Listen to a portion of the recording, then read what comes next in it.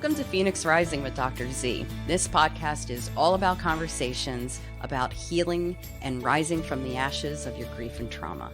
In this podcast, we will be deconstructing and highlighting the different aspects of grief and loss. I'm your host, Dr. Christina Zampatella. So the break is something that they can be in control of. Who can help them with that?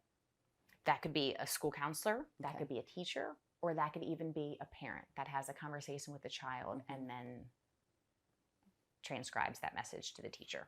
Hey, heads up, if my child, gives you this, is it okay with you if they take a break? So the parent needs to definitely get in there and have these conversations with teachers and like really advocate for their child, especially as they're younger, to be able to say, please look out for these behaviors because, by the way, this isn't the norm, but he's going through this right now. So if you see this, and to be able to also say, I imagine and tell me if I'm wrong, because this is, of course, I've never worked in the schools, but call me if you need me, call me, because if there's something going on with him and he is just lashing out, he's throwing stuff, and I've heard it all. So please, this is how you can get a hold of me as well, so that the child knows that he or she or they have access to their parent or a trusted adult, even not necessarily in the school, but they would be able to reach out if they needed to. Yes. Do you think that would be helpful? Definitely. Okay. Yeah. And a lot of times that can be done in the nurse's office. Right. Or even in the principal's office or Okay. somewhere, again, where they can have that privacy and be able to talk to that trusted person. Okay, got it. I was thinking, and I've worked with teenagers, and I love it. Yeah. They're so just, they're these emerging people figuring out who they are, trying on identities. And that was one of my favorite populations to work with. So when we start talking about anybody under about 13, I'm like, okay, well, yeah. But in those teenagers. So one of the things I noticed in working with the teenagers is that developmentally, they're trying to individuate from their parents. It's almost like the second individuation. You got the 2-year-olds who are like, get away from me, I can do everything myself. What's for dinner? And then you've got the teenagers who are, I need to fit into my peer group. And I'm learning how to do that. It's already hard enough. You couldn't pay me to go back to my teen. No. So they're already trying to navigate that. Then you add in a big loss, say loss of mom. And you're very different than a lot of your peers. So your peers don't necessarily know how to engage with you. And therefore you might be losing that peer group, and also the regression that you talked about as children are trying to individuate. Now you're seeing them regress back to maybe having separation anxiety. And that impacts the developmental process because now they've had to shift back in order to get their needs met. Because psychologically, it's just been a bit overwhelming to, lose that person. So I know that one of the things that's been the most impactful for teenagers who have experienced grief and trauma has been groups. You get them into a group of other people who have had losses of their own age. Wow, that can be super healing. Very right? powerful. Because of the developmental thing that's going on during those teenage years. Would you say that that's something that you've seen, or does that make sense? Oh, yes, Yeah. I love it. And Yeah. before you even did it, groups, definitely, Groups. as something Even that a kids. school can do, even kids. Even kids.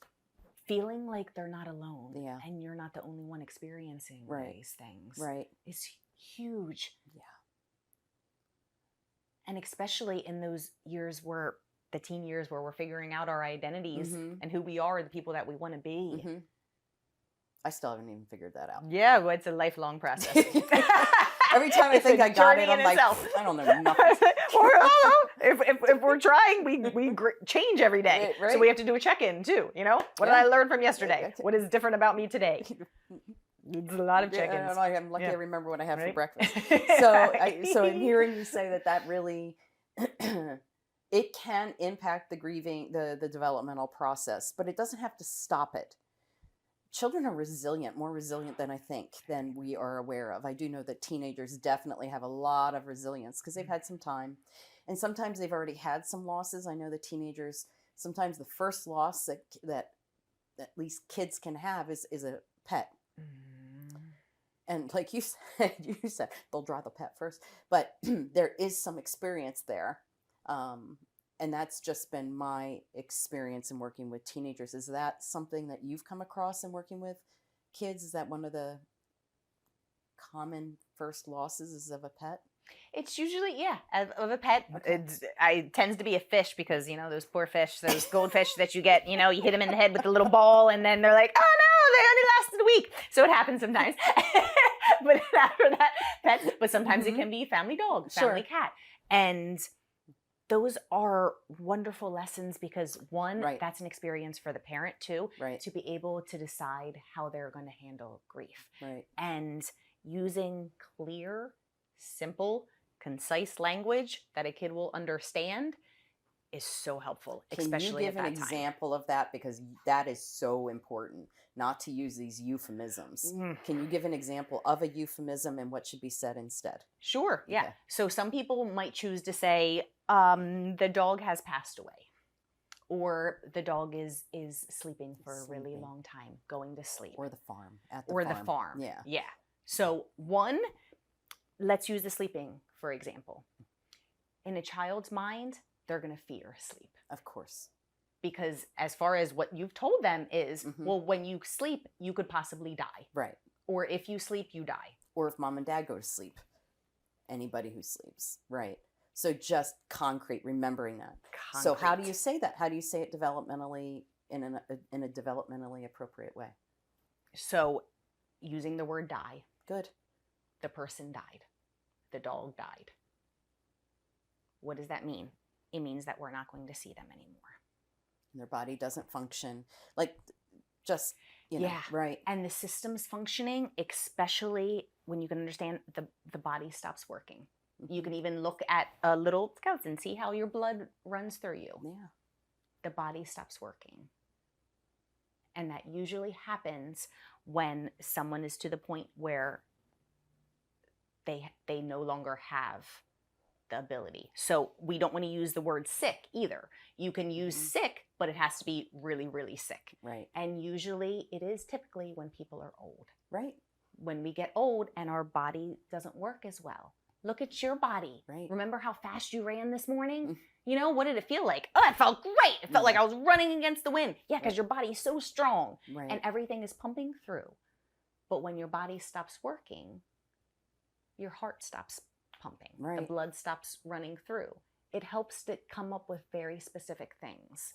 And these opportunities, these teachable moments, like even in nature, if you walk with, my dissertation was the use of nature-based rituals to help people with grief, right? So I'm all about this nature thing. If you go out in nature, there's natural cycles. Death, life, birth, that whole thing. So even being able to go out and talk about the leaves on the ground or an animal that you might find. I know that there was a story that one of my clients told me that she saw her 3 or 4-year-old child went outside, like she was looking out the window in the backyard, and the child came to a dead bird and he picked it up and he kept trying to put it into the tree. He kept trying to, because they're non-functional. Yeah. That's it. That's dead. So that became an opportunity. She was able to walk out there and have a conversation. Now, cognitively, did he really, really get it? It doesn't matter. It doesn't matter. Still hearing your words. And stick with it. Yes. Don't give up with that. And check in with the kid, I imagine, is really important. Checking in. Yes. Because you don't recognize that maybe they are still grieving. I have another client I was working with, her surviving son, just a year later, just and then brought up his brother. His brother's name, that he's still sad, he still thinks about him. And you made a really good point. He was doing fine in her head. He was doing fine. And then out of the blue. And part of her was really happy that he remembered. And part of her heart was breaking for him. And then the other part was like surprised. Because like, where the hell did that come from? So I think that's an important lesson in that keeping the door open for communication and not being like, he's gone, you don't have to, like, to shut them down. Like, please don't shut them down. Yes. And by the way, these losses are going to mean something different as they get older and older, right? Yes. And you brought up so many important points. One, Nature gives us so many valuable So many lessons about life and death and Mhm. cycles. Mm-hmm. Even if working with kindergarten, because at one point I worked in a school and our principal died unexpectedly. Oh. So I had a conversation with all of the children too. They're going to notice that a person is not there anymore. And Right. what a good opportunity to be able to talk about death. Right. And for the younger children, I explained it sometimes like flowers. You look at a flower and you may have the flowers that come back every year. They perk up and then they come back. And then other times they don't.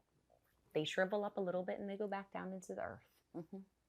And that's what happens. You can plant a new flower, but it's going to be different. Oh, I love that.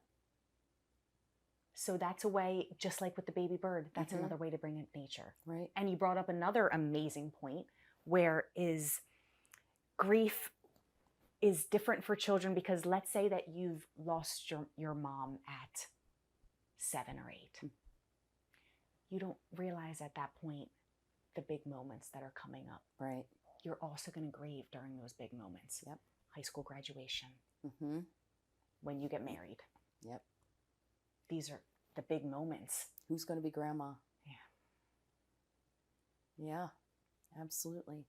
So the grief doesn't stop. And this is what we try to tell people, is that there's no grief resolution per se.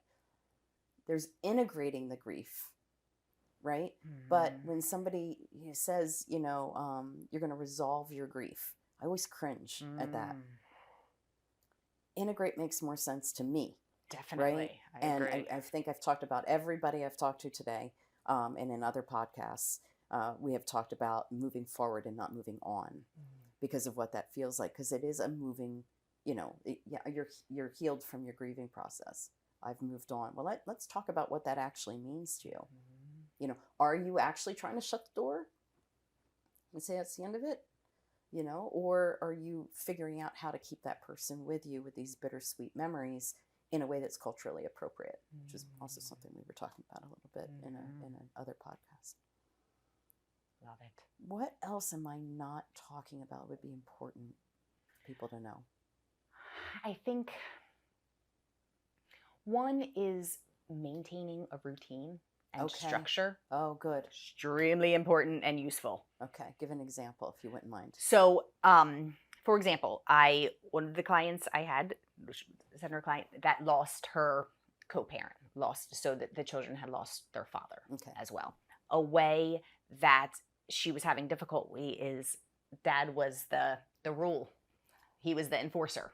Okay. So she didn't really take on that role. So it was, well, I don't want to tell them no. I want to make sure that I'm being compassionate, and they're sad. I want to make sure to give them that extra cookie, or I want to make sure to let them stay up a little bit later. Right. It's okay. They can sleep in. Right. They can stay in my bed for as long as they want. The comfort at first, totally. But the structure and the routine is so important. Don't pull them from school. Give them time before they get reacclimated, but go to bed at the same time. Don't push it. Kids need their sleep. Yeah. Get up at the same time in the morning. Yeah. Have breakfast. Have lunch. If they were going to gymnastics before, send them to the gymnastics. The structure and the routine is very important. You can still say no.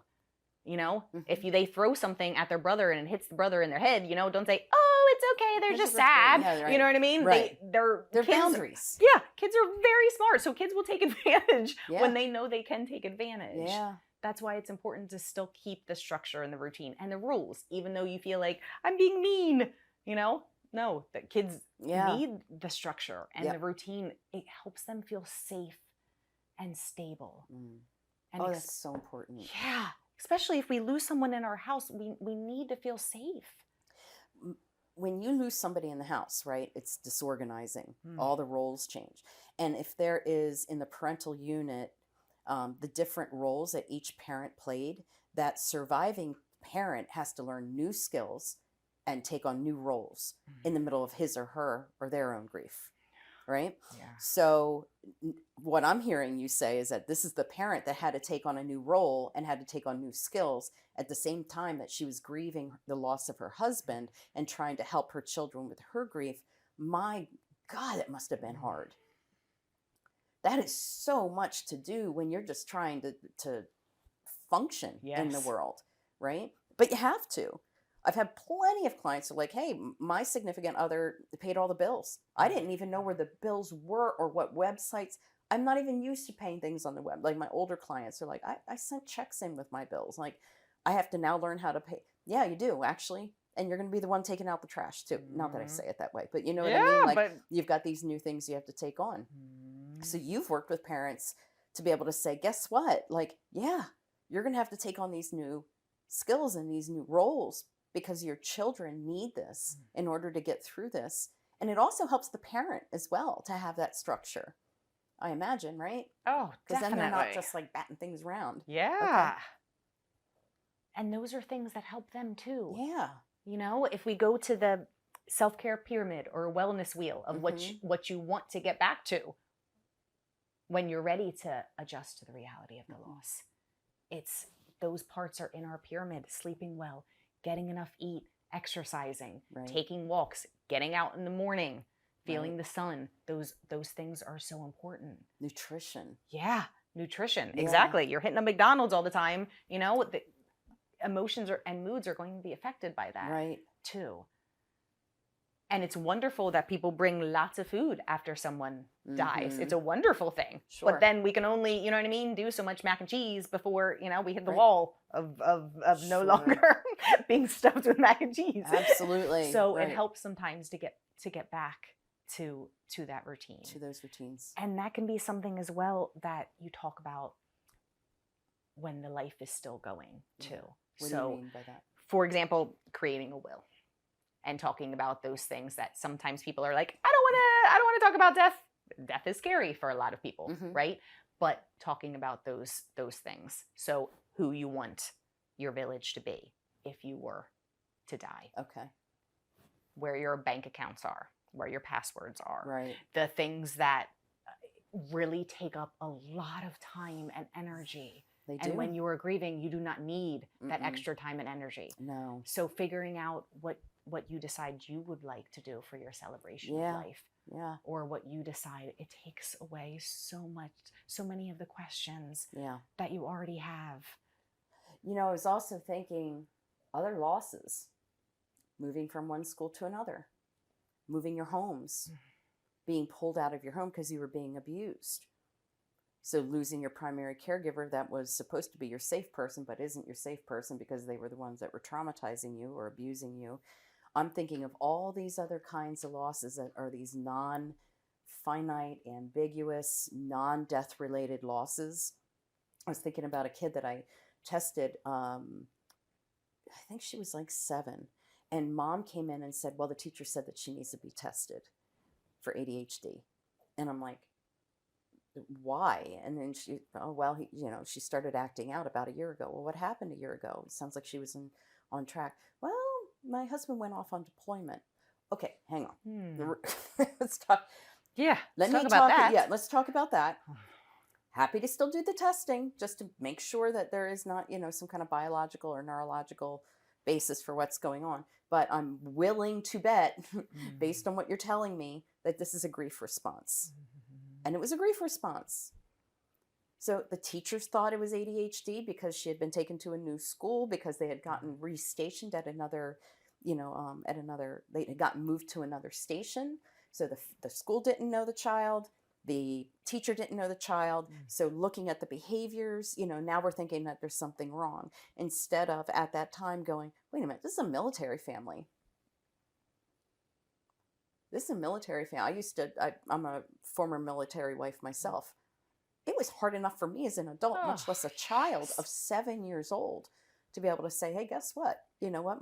So I think it's really important for us to also pay attention to things that we might adjust to as adults, maybe a little bit easier, may not be adjustable,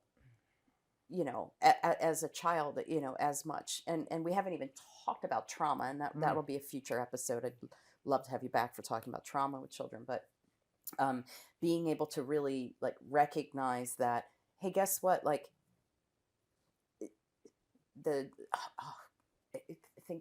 Think of any loss, like you said, moving.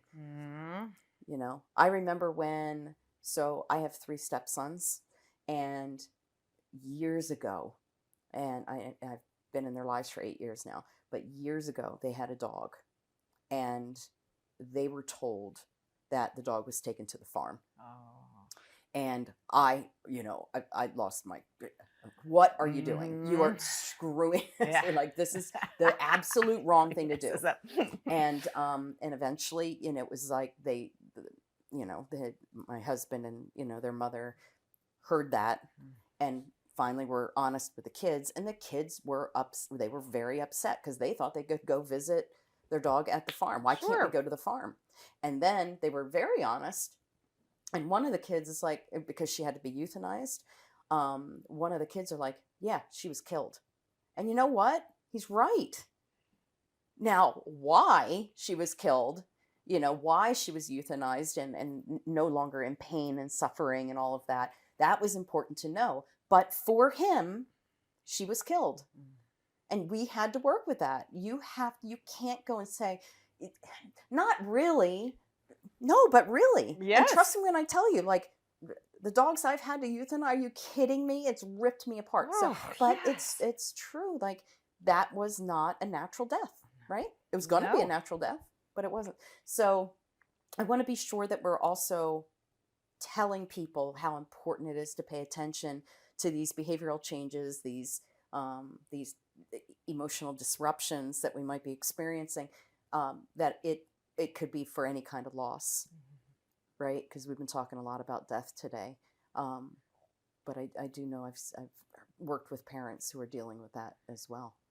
Yes. Now I just got done talking a whole lot, but does all of that make sense? Yeah. What else would be important for our listeners to know? I think that listening is enough. Just being there. People need to learn listening skills, though. Yeah. Listening is huge. And try not to, just like you said, try not to fix it, and try not to say, yeah, but it's not really. If that's how it feels, then that's how it feels.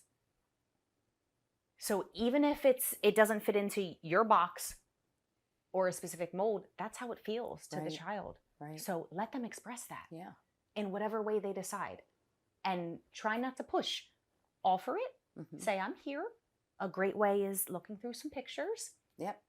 Letting them tell the stories. They may tell stories that you haven't even thought of, or stories that safe. You don't know. Just make sure that they're safe, and be there to listen. So if they're engaging in self-harming behaviors, what would that indicate? Self-harming behaviors, usually for kids, it's their way of trying to get control. Right. Over feeling like a world that they do not have control over. Okay. So self-harming behaviors such as cutting, if it goes to the point of taking medication they're not supposed to, or an access to, those are important to talk to your village, talk to your support systems, and then consult with a professional. Okay. I just really want to kind of get that down, because, you know, banging your head up against the wall multiple times, which I've heard of, that's self-harming behaviors, and that's like, yeah, you're expressing yourself, but there's a boundary there. Yeah. Keeping that in mind. And talking about it. Yeah. A lot of times with parents, I feel like they say, and anticipatory grief too. If a parent is currently or terminal, that's another topic for another podcast. That's a whole other thing. Yep. But sometimes I hear parents say, "Oh, I don't want to scare them. I don't want to tell them too much." They're already scared. They're watching this. You know? Yeah. And they don't understand. Yeah. A lot of fear comes from the unknown. So let them ask those questions. Yes. If it feels like it's a little, grotesque or grisly, all right, that's how they feel. Let them express it, Let them go to the funeral, if culturally appropriate. Like, I've had, clients are like, well, should he go to the funeral? Because we hide so much. Well, is that a culturally appropriate, like, does that work with you culturally? Then, yeah. And allow them to engage in it. Maybe they want to create something to put into the casket. Yes. I had a client once, and this will be my last story about this, but I had a client, I'm an adult client, who was struggling with intense panic attacks and really bad nightmares, where he was always stuck and couldn't get a hold of somebody. Come to find out that as a child, I'm going to try to keep this as confidential as possible, try to hide some of these details. But when he was a child, his sister was dying. So she was in the hospital for like a couple of months, and they wouldn't let him go in there to go see her. So she passes. Nobody tells him. Oh.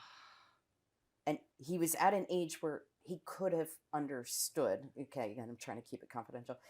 And then they adopted another child a couple years later. And so he was livid, and nobody talked about anything. Man. And there's a lot more details around it, but Sure. once we talked about it, and then this person confronted the nightmares and the panic attacks went away. Now, I wish my therapy worked that good all the time, Right. like that fast, like, hey, look at this. But in this case, it was like a very clear cut. This was something that was mishandled as a child, and it went all the way through adulthood. And luckily that person knew, hey, maybe I ought to get some help about that. So that would be an example of it going awry. Yes, definitely. And boy, that's a whole nother topic. Oh right? my The gosh. anticipatory Yes. grief. All Yeah. right, will We you come prefer back that. for that topic? Yes, I would love to. Of course. Thank you so much for coming here today and Thank for you talking for about a having really me. important topic that I don't think people are taught. You know, you get to have a kid. Nobody tells you what to do. You get to figure it out from there. So, but thank you so much for the time that you took with me today. All right. Thank you. All right. I hope to come back. Oh, you will. Thank you for listening to Phoenix Rising with Dr. Z. If you found this podcast helpful, please share it, subscribe, and leave a rating or review wherever you get your podcasts. We want to be a resource for anyone who is experiencing loss, and this is a simple way you can help us spread the word. Check out our show description. There you'll find a link to connect with me on social media, as well as helpful articles and resources.